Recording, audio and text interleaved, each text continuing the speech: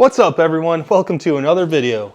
In this video, I will show you how to fix this leg roller that needs to be flipped on the LIONSCOOL version 3.0 and older seated leg extension and laying leg curl machine.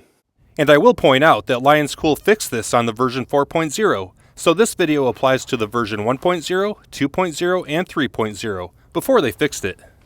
Very quickly, the machine does not provide enough quad stretch for seated leg extensions with the roller here. Their solution is to flip the roller so it's back here.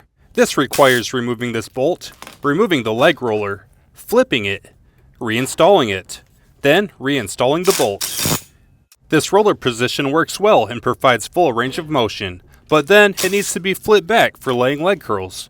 Removing this bolt to flip it all the time is not practical. In my previous full review video of the version 2.0 machine, I described modifying it to use a removable pin for quick changeover. Now, let's make the modification. This metal stop pin is a round tube that goes all the way through the square tube. Pop the plastic end cap out of the inside, and pull the rubber stopper off of the other side.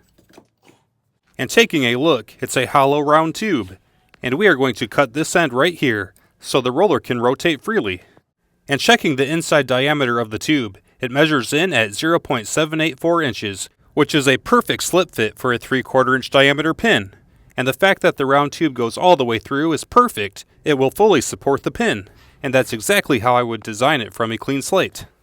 Before we move forward, here's a pin for example. Not the right size, it's just an example. It would slide through this hole to lock the roller in this position. Remove it, flip the roller, and reinstall it to lock the roller in place. Now, let's remove this leg roller for the last time to go modify it. When we cut off the end of this pipe, we do not want to remove these welds. We will cut it right here. To make the cut, you can certainly use a hacksaw, but I will be using this right angle grinder for speed and convenience. And then clean up both ends with a file or belt sander, and apply some paint if you want to. And this is the result of the leg tube. I cut it just after the welds. And here's the rest of the stop tube, which I will be using. And the hard part is over. Let's bring it back to the leg machine and reinstall it for the very last time.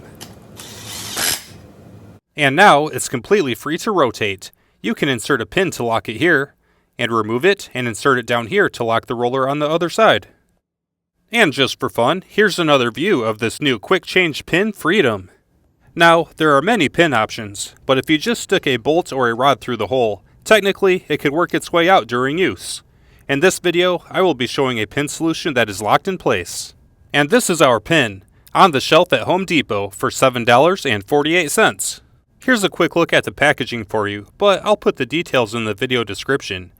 And it has a cotter pin on the end to secure it, so it won't fall out of the machine during use. And here's the fit through the tube. It's a perfect fit. I will point out some other pin options later, but this is what I'm using for this video since it was on the shelf at the store. Back at the machine, here's the roller locked in the rear position. And here it is locked in the forward position. Easy. But I personally don't want the metal pin in direct contact with the metal arm like this, and I would prefer a rubber stopper. So, welcome back the end of the tube, and the rubber stopper. Cut off the end of the rubber stopper so it's clearanced all the way through. And slide it onto the tube. Then slide the tube onto the new pin. And now we're ready to use it. Slide the pin through the hole, and install the cotter pin to secure it. It's a fully secure, quick change solution, and it's significantly stronger than the original design. To change it over, remove the cotter pin, remove the locking pin, rotate the roller, reinsert the locking pin, and reinsert the cotter pin to secure it. Done. Easy. I would recommend applying some adhesive here, then installing the stopper tube so it stays with the pin and doesn't get lost.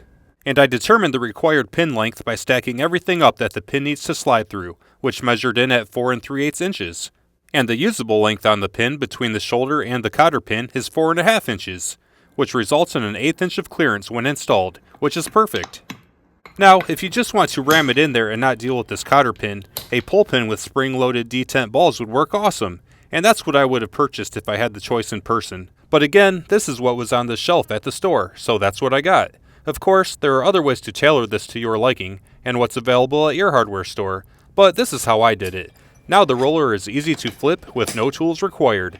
And that wraps this up. I hope you found it helpful or entertaining. Subscribe for more how-to and review videos. Have a great day, and I'll see you in the next video.